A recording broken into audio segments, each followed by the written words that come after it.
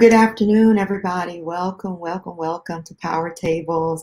I am your host, Dr. Sheri. I am so excited to be with you here on today and bringing a Power Tables to you. Oh my goodness, it seems like it's been forever since we've been together, but it's only been a couple of weeks. But anyway, we have lots to share. This is Power Tables where, of course, you bring the lunch and, well, we bring the tea. We've got it here. I've got my own blend today, which is wonderful, and we'll be developing a few things with that. But it's my own blend here of green tea, a little turmeric, some ginger, and of course cinnamon. But my goodness, helps with inflammatory changes, helps with the overall energy, as well as just helping with the digestion as well. So it's a great blend that I have here, and a little bit of lemon in it. But listen, we're going to share a few things with you today on Power Tables. And wherever you're hailing from, just go ahead and hit me up somewhere in the chat. Let me know where you are and where you're hailing from. And of course, we're going to be talking about May. This May, as you see me with my green on today, is Mental Health Awareness Month. Yeah, go green. Go green. So green is the color for Mental Health Awareness Month, and there's lots surrounding, of course, mental health and mental illness and the stigma that sometimes can go with it. So we're going to be sharing just a few things as we want to make sure that we salute all who are enduring in this season and to let you know that you're not alone. Yeah. Mental health awareness, just to give you a little bit of background on it, has begun in 1949. And since its inception, of course, it's celebrated in this month, May, but since its inception, it's been a cornerstone of addressing the challenges faced by millions of Americans living with mental health conditions daily. Throughout this month, NAMI, that's the National Alliance on Mental Illness, will actively participate in this national movement.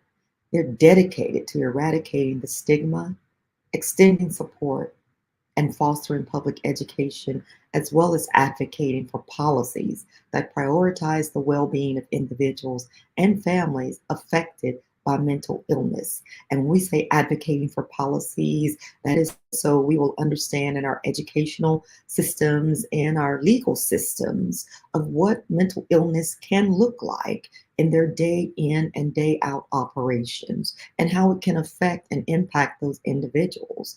But by developing programs, we can become more aware.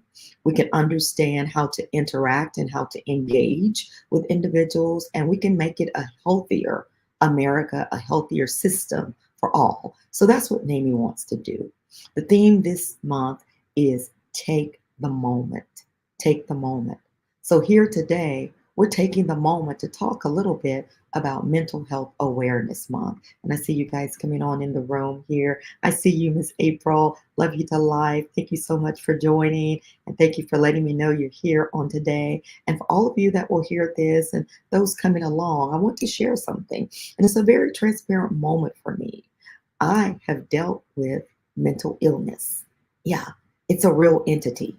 I think the most surprising thing for me as I was going through was that others were surprised that I was going through it.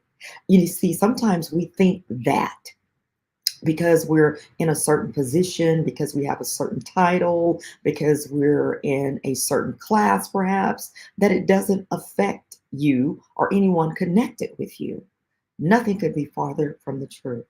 What I've learned about mental illness and its effects is that it can affect anyone at any time for any reason, apparently.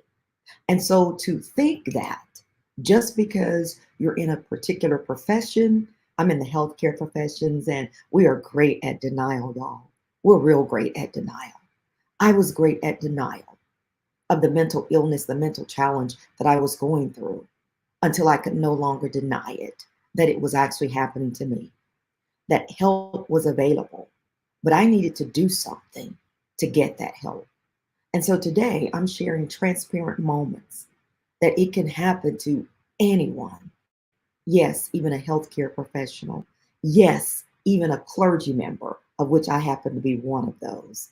Yes, even those that look like they may not have anything going on in their lives. It's important to take the moment Ask our friends, ask our family, ask our coworkers, are you okay? Because it's okay to not be okay. It's just okay. It's just not okay to keep enduring it without the proper assistance, without the proper care, without actually giving it a voice. So today, as I'm sharing my journey with mental illness, what it looked like, what it felt like, but more importantly, what I needed to do to come out, I want someone else to hear this and to hear that we have no reason, first of all, to endure the shame of it.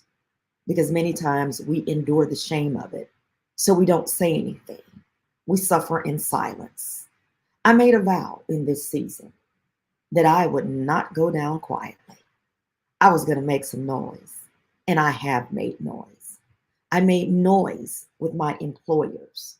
Yeah, when it was time to come back, I had the time off. I had 6 weeks.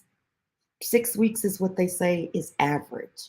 I realize there are some that can just go to their PCPs, to their private physicians, and they can be okay with just a prescription and return in a few weeks and let me see how this is going.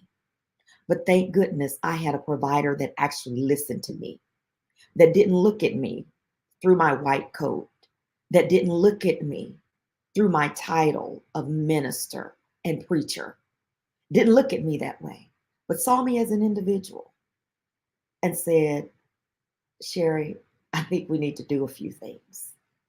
I think this is what we should do. And I need you to hear me. I know you're gung ho about getting back. I know you want to do your job. I've known you for a long time, but this is serious. And I need you to hear me. I had that provider, and I want to give him his props on today. Thank you so much, Dr. Robert Gregory Roach. Thank you so much for listening. Because when the 6 weeks was up, I got to tell you, yes, I was about 50% better. I will admit that. But I had to make a decision. Do I want to spend the next 6 weeks doing a job that obviously has been done without me for this time period, and the company's excelling well? Do I want to utilize the energy that I have now in promoting something that's already going well? Or do I want to use that energy in getting the next 50% back? What do I want to do with that energy? I made a decision and I chose me. Did it cost me some things, some conflicts in the occupational arena? Absolutely. Did I have those that were stonewalling and saying we had to jump through this hoop and that hoop? Absolutely. Did I have some folks that just say, hey, it doesn't take all of that? Absolutely. But I finally did something I had not done in years. I listened to me. See, I didn't listen to me when my dad passed away. I was gung ho in getting back. I didn't listen when my mom passed away. I was gung ho in getting back. I just wanted some form of normalcy. And even at the expense of me, I chose normalcy when the world was already telling us there's a new normal. There's a new normal that says you have to pay attention to some things you haven't paid attention to before. There's a new normal now that says you need to get a mirror and see what's going on in your world with you. There is a new normal now that says don't ignore you in the equation. You see, I ignored all of that because I'm a professional. I'm a pro. I got this. I am the strongest of the strong. I help others. They don't necessarily help me. I help others. That's my job in life. Y'all listen to me. That's one of the biggest lies from hell ever told. Please don't hear that. Listen to you. Listen to what's going on within you. Listen to your body talk to you.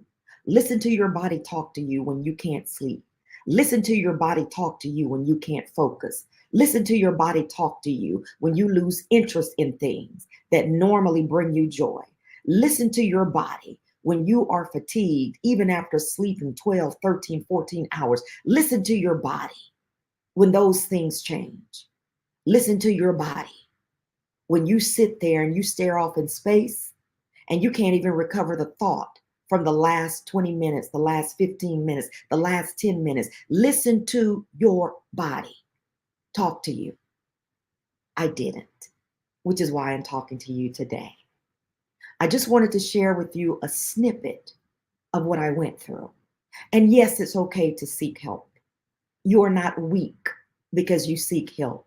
In fact, it indicates just how strong you are, that you had strength enough to say there's a problem. And then you had strength enough to say, I may need some assistance as I get through this, because I'm going to get through this, but I'm going to need some help. It's okay to take medication. It doesn't mean that your faith failed you. You see, I had to go through that. In the spiritual arena, we have faith for everything. And it's interesting that God has an answer for everything. And everything is not an instantaneous cure. Most of those things are progressive, which means we will have to go through the journey. We'll have to go through to learn some things that otherwise we would never learn. We need to go through. So, as I went through this, I sought help. I sought counseling. Yes, I took the medication. Absolutely 100%. Did it help? You better believe it did. Did it give me focus? Yes, it did. Did it help me to reset my sleep clock? Yes, it did.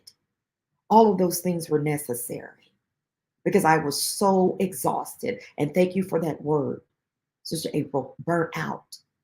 So burnt out that I needed to reset every clock within my system, my physical system, my psychological system, my emotional system. Oh my God, way off, way off, misreading so many things and thinking it was the correct way to read it. I was so wrong, but it was because I was so off.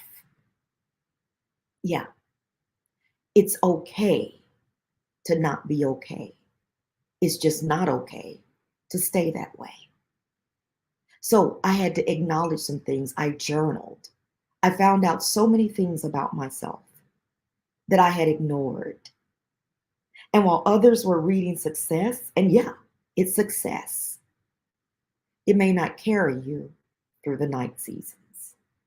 That's where I was. So I just want to share a few nuggets that I got with you. And you guys have any questions, please hit me up in the chat. If you know someone who needs what I'm sharing right now, go ahead and put their names, type their names in the chat and say, you want to listen to this. You want to hear this. Because I want what I went through not to be just another sob story, but to be a success and a help story to someone who's going through and understanding you too can come out on the other side. I did. But do what you need to do in the interim to get there. Don't ignore it. And whatever you do, don't be quiet about it. Take the moment. I want to share a few things with you that helped me in my journey. One of those things was to know about alliances such as NAMI, the National Alliance on Mental Illness, that they have the hotlines there, that if you need to speak to someone, that if you don't even have care or insurance at this point, you can connect with NAMI, the National Alliance on Mental Illness, NAMI.org. You can go there. They have references, they have tools, they have people that will actually hear you. They have a hotline 24/7 that you can talk on at any time. You can even text them. That's the wonderful thing about it. You are never alone. So if you don't have a doctor, you have organizations such as this, but reach out to friends and family as well. And please don't let the shame destroy you or keep you in bondage. My night was a surprise for me. But what I found out is that there is a bridge. There's a bridge, and it's called lament. Lamenting. Now, when we hear this, we often think of a rant or someone whining or just complaining, but it really isn't. In its purest sense, according to Oxford Dictionary, it's a passionate expression of grief or sorrow or the heaviness that you're going through. It could even be a prayer, because sometimes this may be the only prayer that you can get out, is how badly you're hurting on the inside. And that's what God needs to hear as well. It's not that he doesn't know it. It's not that he could do something about it, even if you never said a word. But something about us saying it says that we heard the same sound that he hears. And we're on the same page as far as coming out of this together. So I found that lamenting was a bridge.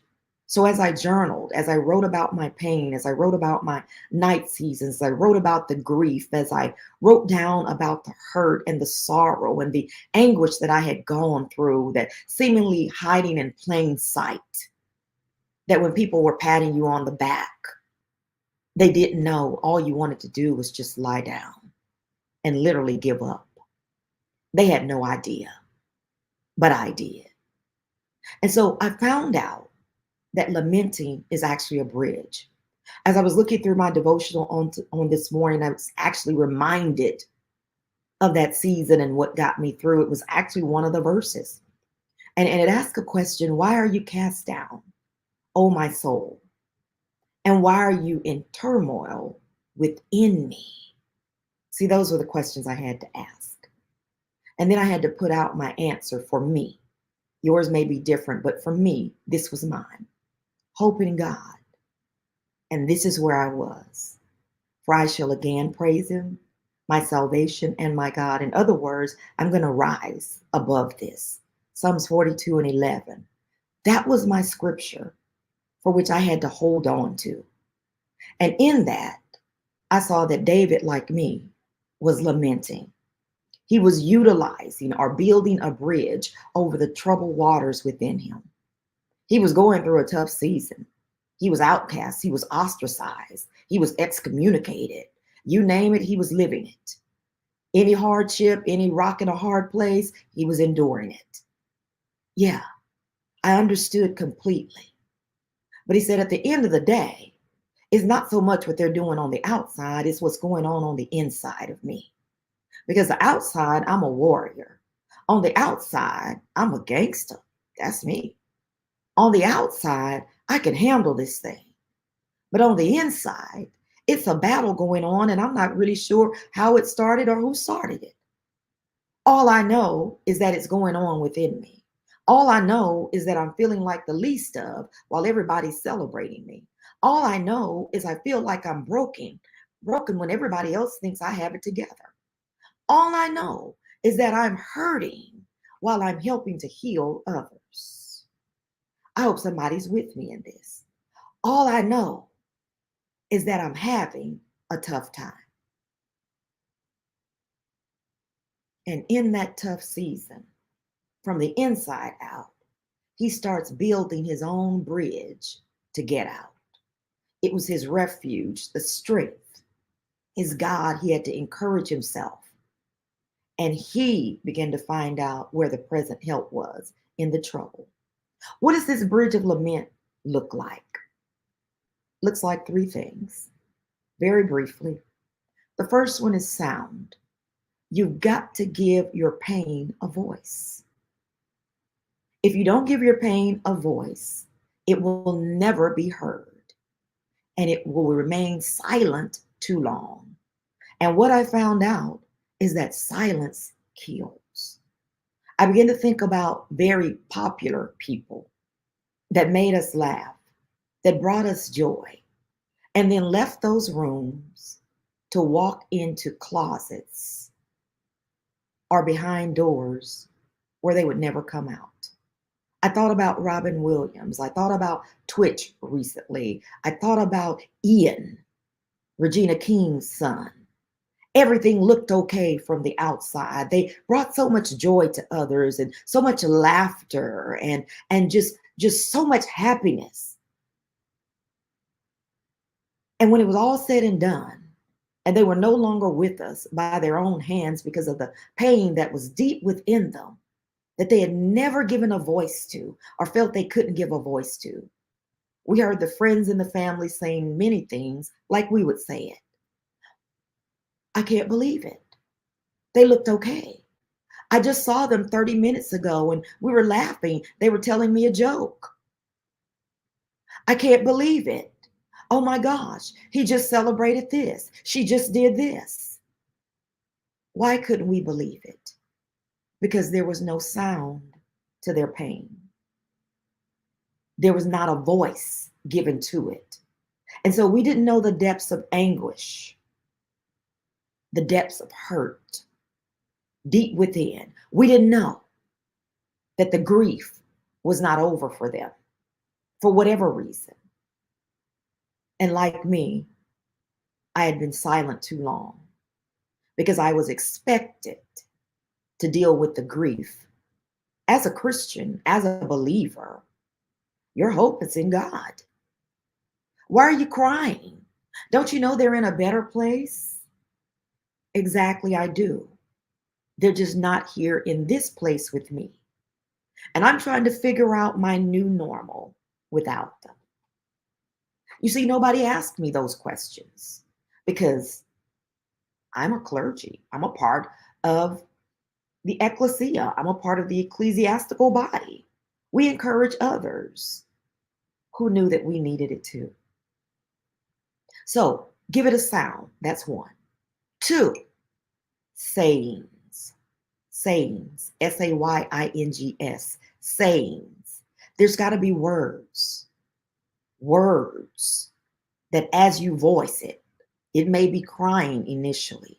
It may be through tears initially that you were never able to shed before. That's the sound.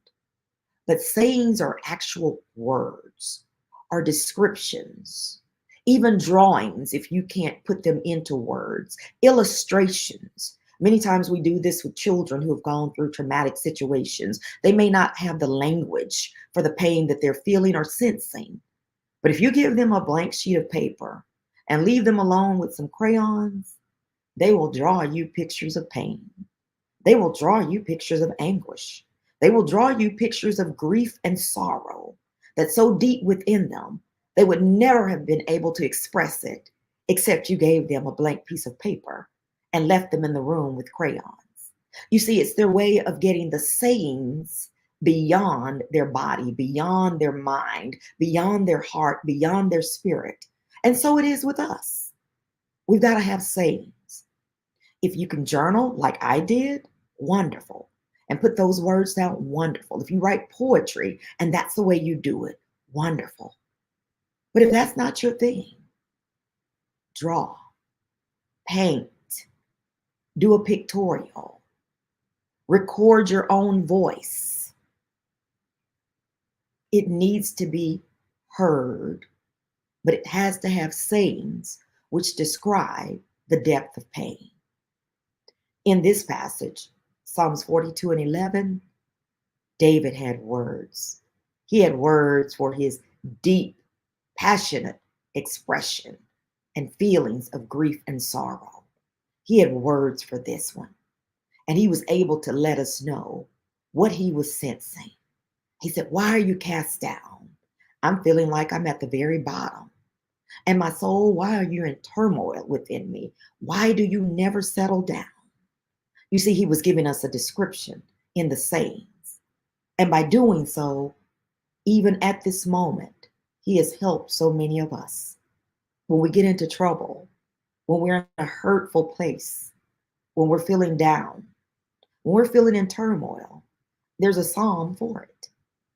It helps us and it gives us a language of pain. So not only does pain have to have a sound and a language, but thirdly, seeing. Pain has to have sight. That is, we have to see what we said. We have to see what we said. Let me explain this to you, because this is the most difficult part of the bridge to build when we're lamenting. Seeing what we said literally means to acknowledge that it's happening and that it has happened. Yeah, I can't hide behind my title. I don't get to hide behind my position.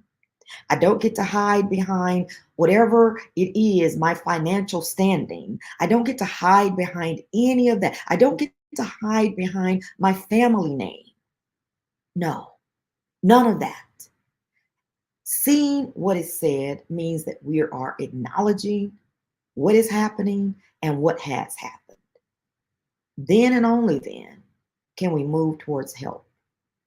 So it means that we've given our pain sight to see beyond the hurt and the hindrance towards the help that we need, towards the rescue that we may need right now, towards the recovery that you and I may need right now.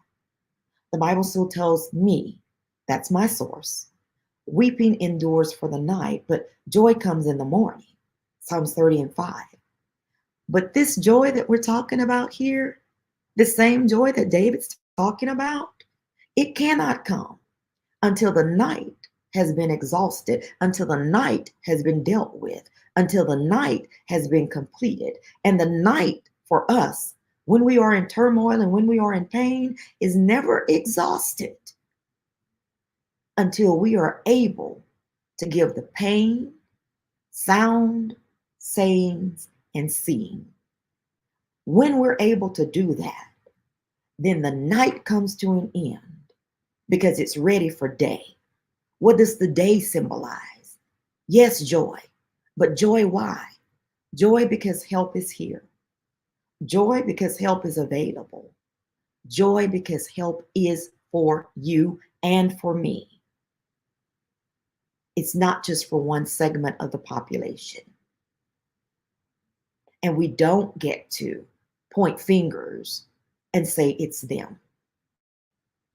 Obviously, I'm sitting here today to let you know it can happen to anyone because it happened to me.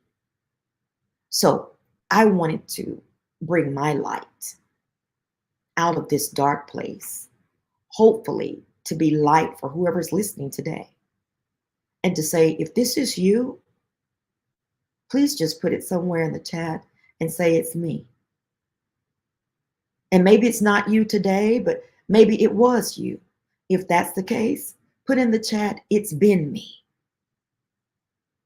But if it's an it's me, I want to offer to you some tools and some things that was available to me that helped me in this place. Because we can still go downtown Houston. I was just there a week ago and see people under bridges talking to themselves. Not all of them are just never do gooders.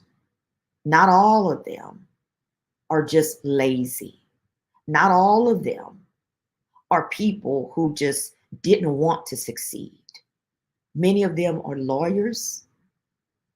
Yeah, some doctors, nurses, teachers, educated people that hit this place where they found no voice for the pain. And they suffered in silence too long, so long that they lost all connection with those they loved, those who loved them, friends, jobs, could no longer provide for themselves. They were outcast, depending on a system to take care of them because their pain didn't have a sound. It never had sayings. They couldn't describe it to anyone. And it couldn't see. It couldn't see beyond their nose or the hand in front of their face to say help is just one vocabulary, one consonant, one verb, one vowel away from you. Make a sound. So I decided I would not go down silent. I would not be concerned about anybody's opinion of me as I speak, because your opinion right now is of no, I'm going to leave that quiet. It doesn't matter to me. It is none of my business. I think that's as nice as I can say that. It's absolutely none of my business. What is my business is to share my story, because someone else has this story and they're still living with the turmoil inside and feeling cast down and cast out. And that is something I don't want. Somebody's struggling on a job right now, and you think that you have to listen to them. You have to come back when you're not back yourself. I'm going to tell you, no money is going to be available for anybody to spend if you lose your mind. No. Take care of you and let the chips fall where they may. Know your rights. Know your rights. Know your rights. Know that there are employee assistance programs that you can go to, you can reach out to, you can tap into. Know there are organizations like NAMI, National Alliance for Mental Illness, NAMI.org. I'm going to say it again, NAMI.org. You can go to and understand that there still is the American Disabilities Association. You can go to ADA. You can go to the Equal Employment Opportunity Commission. You can go there if you feel like there's discrimination because you are dealing with a mental health challenge. It requires what they call parity. That means if you would treat diabetes, you treat mental illness. If you have time off for a broken bone, you need time off when you are broken inside. Do not allow others to dictate your care. You get with a healthcare provider who is well versed in mental illness and treating mental health challenges. And then you reach out for support in whatever capacity you need to do, whether that's a support group or whatever you're going through. Do it. You deserve it. You're worth it. And guess what? We all need you, but we need you at your best. We need you operating at your best. We need you performing at an optimum, because you're feeling as healthy on the inside as you look on the outside. We actually want them to match. And so I'm here just to share a little bit of my story, and I hope this has helped some of you. I went over my time just a little bit, but I wanted you all to hear my story. You'll hear more of it because I actually wrote about it in a book. Yep, that's coming out. Our anthology's coming out. Yes, it's all coming out, because that's something I think that sometimes our professional associations, occupations, etc., and sometimes society at large never wanted to hear, although we're enduring it. I decided I would not go down silent. The stigma ends with me, if there's such a thing. Silent no more. I'm taking the moment. So I just wanted you to know that all of these things I mentioned today are required to remove to success in removing the stigma, the shame, the silence. That is sound, sayings, and seeing. Take the moment, ladies and gents. Take the moment. Yeah, this is pretty good tea. Okay. Anything for me? I'm looking over. Hey, y'all. I see y'all here. Yeah. Love to play your comments. Thank you so much. I so appreciate that. There is hope. You better know it. We don't give up and we don't quit. Yeah. Yeah. That's what's going on. That's what's going on here. We don't do it. We don't do it. We don't do it at all. Yeah. And thank you for being so transparent. It's been me. Thank you. Thank you for doing that. She's sharing a part of her journey too in this anthology that I'm talking about. So you guys will be hearing that too. And we'll be sending you some more information on that real soon. Thank you so much, Miss April. Yeah, my cousin. Yes, Hilda, see you so much. Love you to life, girl. Good to see you over there in the big states of Louisiana, Texas. We all in here, y'all. Just love you guys so much. I see you. I see you. Yes. I see you, Miss Anjali. Good to see you here. Yes, yes. You got to see what we said. Yes. Brother Jesse, good to see you. Great friend of myself and my dad's over the years. Oh my goodness, so good to see you here. Yes, yes, yes. And so we're sharing so many things. I want you to tag somebody in this chat that may need this, that may be feeling the weight of it. As I play your comments back on today, thank you all so much for hitting the chat. Oh, Lady April was on it today. Wonderful. Go green. You better know it. You better know it. So hit somebody up in the chat that may actually need this, may need to play this back, may need to know where some resources are, may need to be aware that help is available, and more importantly, that it's okay to talk about, but it's just not okay to stay there. That's it. So, May being Mental Health Awareness Month, go green, wear your green for the rest of the month. Share your story if this is an it's me or it's been me moment. Share your story and put somewhere, as you take a picture of yourself, a selfie, put it somewhere on your page and say, I took the moment. Go green. May is Mental Health Awareness Month. I took the moment. You took the moment to talk about it. You took the moment to maybe hear somebody who's in it or who's going through. But either way, you took the moment. So just hit that up somewhere. I took the moment. Go green, Mental Health Awareness Month, and take a great selfie of yourself. Yeah, that means a lot. And if you know somebody, NAMI.org, NAMI.org. That's what we're talking about to get those resources that I was sharing with you just a few moments ago. Anyway, this has been Power Tables with myself, the Dr. Sheri, in the home of my Best Life Academy, that is MBLA, and we wanted to bring this story to you. Just a transparent moment, and I hope it's been helpful to you and someone else. So we'll look forward to seeing you next time with Power Tables. You guys have an amazing Friday, great Memorial Day weekend as we thank all of those veterans, soldiers who have given their lives so that we can experience freedom in this country. We want to thank all of them and the families that sacrifice with them. Thank you so much for the ultimate sacrifice. And for those who will be graduating this weekend, I know we have Miss Kaylin Clay, so we're excited about that. I'll be at that graduation a little bit later. But for all of the graduates, congratulations to each of you for your hard work and the efforts that paid off. So continue to shine and do amazing things in the earth. We'll talk to you soon. Take care.